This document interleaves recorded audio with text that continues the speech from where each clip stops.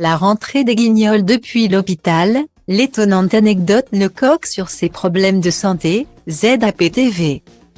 30 ans de carrière, près de 200 voix de personnalités imitées à l'antenne et des moments parmi les plus cultes du petit écran.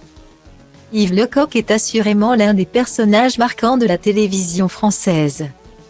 Notamment grâce à l'incroyable succès des Guignols de l'info dont il a été l'imitateur principal dès les débuts de l'émission en 1988.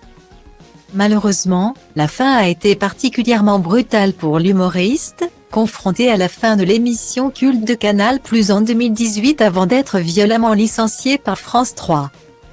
Où il a animé les Grandes du Rire depuis 14 ans, en 2019. Résultat, Yves Lecoq est au chômage depuis 3 ans et traverse une période très difficile sur le plan financier. Ma vie a été très dure depuis 3 ans parce que 3 ans sans salaire c'est dur à vivre. J'ai dû vendre des propriétés souvent aux enchères donc à des prix qui ne permettaient pas de payer mes dettes, a-t-il confié hier sur le plateau de Ça commence aujourd'hui.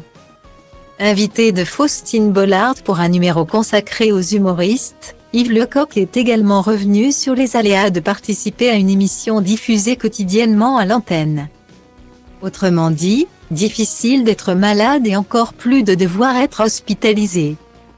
Malheureusement à l'été 2011, l'imitateur a dû être hospitalisé en urgence à l'hôpital Cochin pour un problème cardiaque.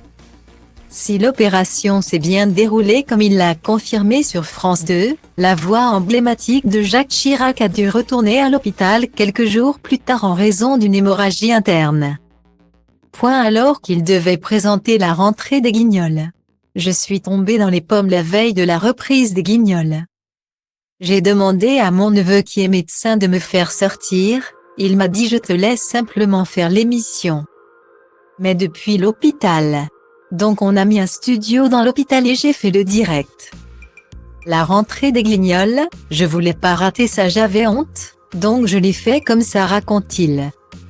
Une dévotion totale à son art, quitte à mettre sa santé en danger l'espace d'une soirée restée gravée dans sa mémoire.